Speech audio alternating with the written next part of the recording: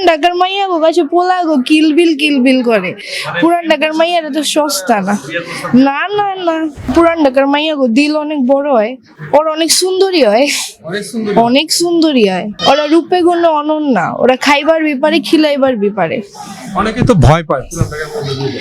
ওইটা ভয় পায়, ভয় পাওয়ার কারণ আছে, কারণ যদি কোনো আকাম করে তাহলে তো গাড়ে গর্দানে পড়বে। এই কারণে কি আঁকা থাকে না কত প্রকার, মানে বউর কথা না শুনলে তো গাড়ে গর্দানে দেয় পুরান ঢাকার মাইয়ারা, এইটাই।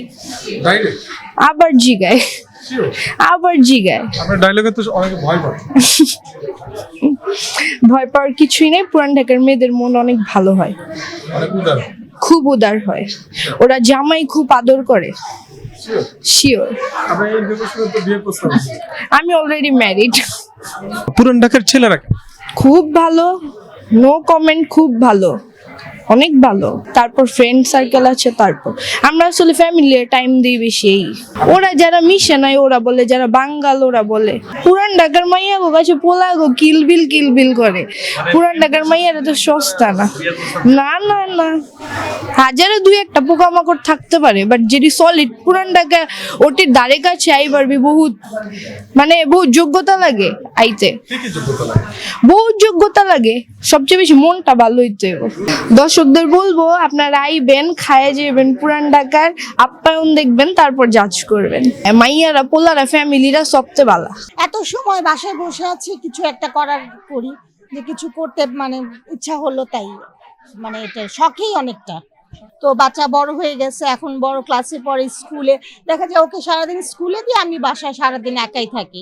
সো আমার এই টাইমটাকে আমি কিছু করি, ইউটিলাইজ করি। দ্যাটস ওয়াই এটা মানে স্টার্ট করি, শখ করি একরকম। স্টার্ট করতে করতে এখন ভালো লাগা শুরু হয়ে গেছে আর কি। শুরুটা আলহামদুলিল্লাহ ভালো ছিল শুরুটা, এবং সবার খুব সাপোর্ট ছিল, ফ্যামিলির সবার। সো ওটা থেকে স্টার্ট, তারপরে আস্তে আস্তে শুরু এরকম।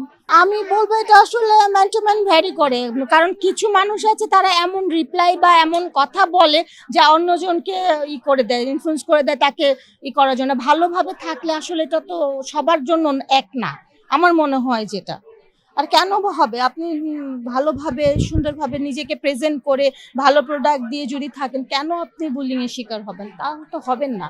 ভাইরাল হওয়ার জন্য কে কি করছে সেটা দেখতে চাচ্ছি না। আমার ভাইরাল হওয়ার ইচ্ছা নাই, আমার ইচ্ছা হচ্ছে আমার মানে শখ, যেটা আমি অনেক ড্রেস কিনতে পছন্দ করি। সো আমি চাই যে রিজনেবল দামে যাতে আমি সবাইকে ড্রেসগুলো পৌঁছাতে পারি, সবাই যেন কিনতে পারে। আমার এখানে যা আছে আমি সব অনেক রিজনেবল দামে রাখার চেষ্টা করেছি, যে রিজনেবল দামে দিব, সবাই যেন কিনে পড়তে পারে, যে কোনো শ্রেণীর মানুষ যেন কিনে পড়তে পারে, যে এরকম দামে দিতে চাই আমি আর কি।